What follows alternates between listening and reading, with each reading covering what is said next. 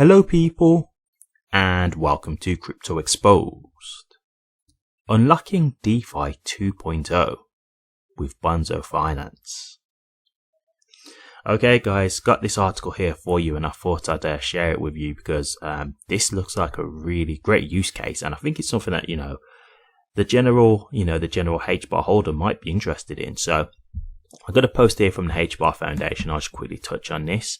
The team at Bonzo Finance is getting ready to launch its lending and borrowing protocol on the Hedera network, following their win of the ETH Denver Hedera Hackathon.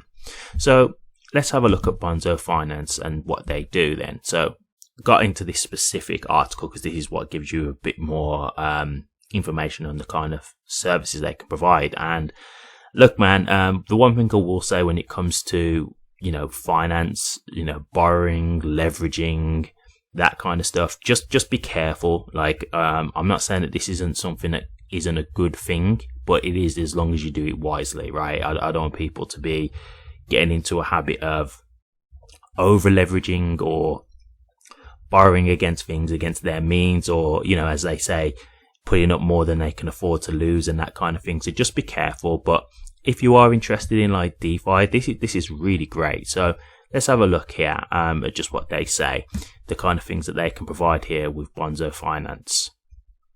So the first thing I like here is to say, look, they're an open source, non-custodial lending and borrowing protocol. So this is where, you can actually earn interest on certain cryptos that you may hold.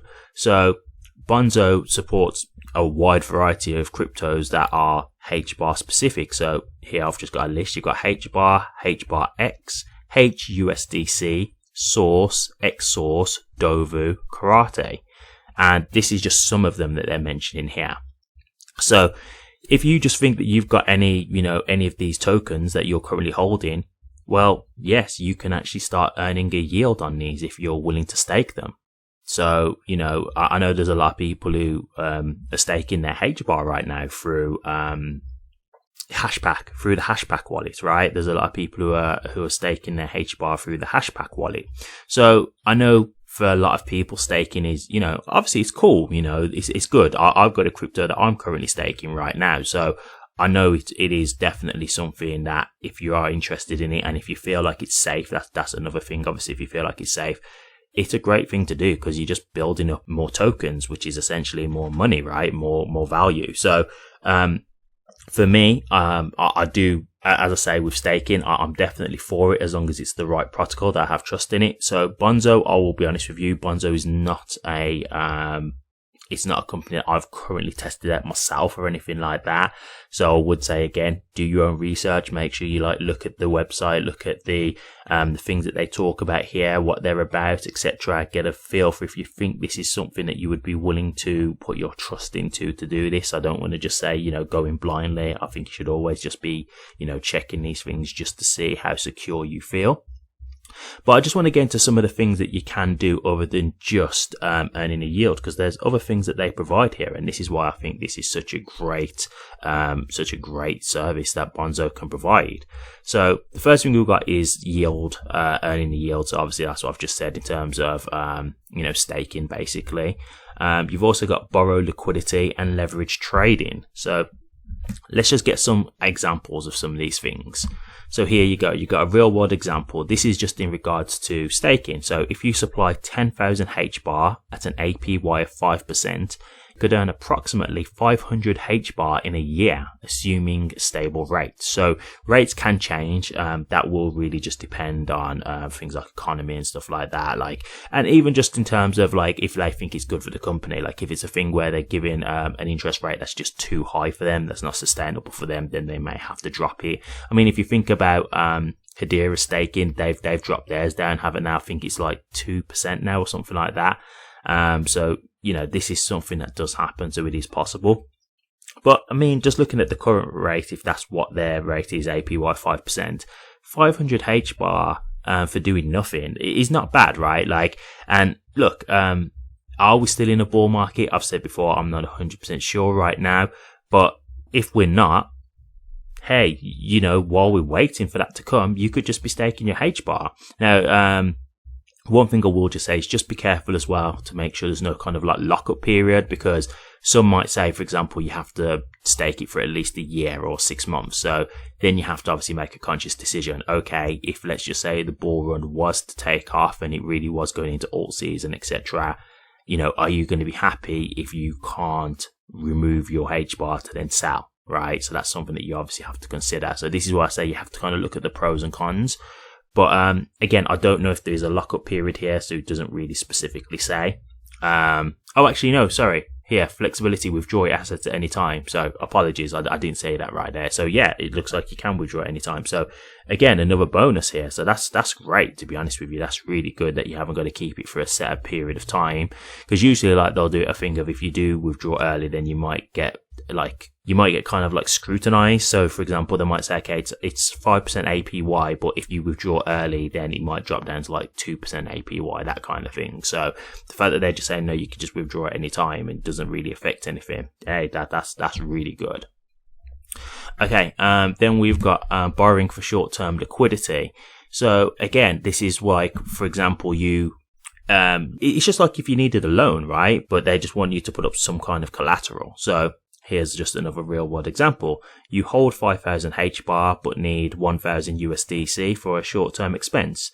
Instead of selling the HBAR, you can use it as collateral to borrow the USDC, preserving your HBAR position. So this is where I say, like, obviously you've got to be responsible, right? Because if you can't pay back the 1,000 USDC, then that 5,000 HBAR will be gone, right? So don't think it's like, oh, it's just free money. No, but if you are responsible, yeah, you could take out that 1,000 USDC loan with your 5,000 as collateral, and if you pay it back, well, that's fine, right? You've had the loan, you've managed to pay it back, and you've managed to keep your HBAR. You've not had to sell any, because this is the thing with some people. Obviously, they might want to keep their HBAR and not sell. So it's like, okay, how can I be in a position where I can still try and take advantage of having this HBAR, but without actually having to sell it off, right? So just for example, let's say, you was in a position where you needed to pay some bills, right? And you was like, I've got this HBAR, but I really don't want to sell it to pay these bills, but I've got no other alternative. Well, yeah, you could get this loan out, the 1,000 USDC, pay off the loans, and then maybe, later on you get paid again from your job. Maybe you're working a job and then you can just pay off the loan, right? And then, okay, you've got your 5,000 HBAR back, right? Because obviously, even if you think, okay, I'm going to sell in the short term and just sell the HBAR, what if the price just jumps up afterwards and then you can't get as much HBAR back as you used to have, right? These are things that could be real problems. So, this is what I'm talking about here, like this kind of thing that they're providing, like, and this is where we say about like the threat they are to like the banking system, right? Because this is the kind of thing that banks do, and this is all decentralized. So this is like really amazing what this technology can bring. So another example here, we've got leverage borrowing for increased exposure. So let's get to like a real world example of that. So your initial deposit of 1,000 HBAR, you borrow 500 HBAR, assuming a 50% loan to value ratio, so that's LTV. Then total exposure is 1,500 HBAR, having only supplied 1,000 HBAR as collateral. So the risks: higher exposure to price volatility, potential for liquidation if the collateral value drops, interest costs on borrowed amounts. So again, this is where I'm saying like you have got to be careful here. This is where like, people who do leveraging longs or short in the market, this kind of thing, this is where you have to be careful, because this is where you get into like dangerous territory. Again, I'm not saying don't do it. I'm just saying just be careful. Just know what you're getting into, because this is where you could end up in a real bad position if you don't play your cards right. So just understand what you are doing when you get into that kind of borrowing, because that is dangerous territory. But yeah, like I'm just showing you these few things just as some examples of what Bonzo can do. So yeah, like if you guys are in any kind of position where you've wanted to like, you need to borrow money or anything like this, it looks like this is going to be taken off very soon, from what I saw. So guys, this is, I think it's an amazing use case, to be honest with you. I think it's really great that they're doing this. And as I say, this to me is the kind of stuff that will make, a threat to the banking system, because why go through a bank where you've got like a middleman, and also, they could be overcharging you for these kind of services, when you can just go through a decentralized exchange, right? Like way better, no middleman, and the costs are going to be, way more reasonable. So yeah, I think this is great. So something to definitely check out. If you do want to obviously have a look at the company, Bonzo Finance is the name. There is a post about them on the HBAR Foundation's X profile. That's where I found this. So feel free to check them out, but they're offering some real great services. So if you are someone who is, financially literate and financially responsible, this could be like a great opportunity to take advantage of. And even in regards to the staking, right? Like, while we're here just waiting for alt season, you could just be staking your crypto and just earning some more crypto from it. And that's the good thing, is that you're earning tokens, not money. Why? Well, the tokens can go up in value, right? So if you used to say like, okay, we're just going to earn you, staking is going to earn you this much money. Well, that's a flat rate. But if it's going to earn you, like, for example, more HBAR of that token, well, what happens when the token goes massively higher in value, right? When we have the alt season, those tokens will be way more valuable.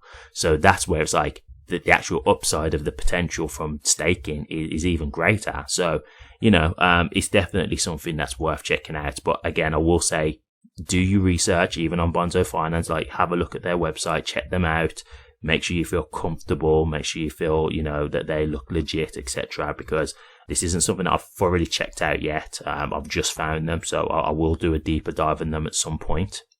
Obviously, if I find any red flags, I'll be sure to let you guys know. But from what I can see so far on the surface, it looks all good to me. But as I say, you guys should do your own research if you are going to use them, so just be careful. But what do you guys think? Bonzo redefining DeFi 2.0. Let me know your thoughts, guys. I'd be interested to hear. Thank you very much for watching this. If you did like it, please remember to drop a comment, like, and subscribe.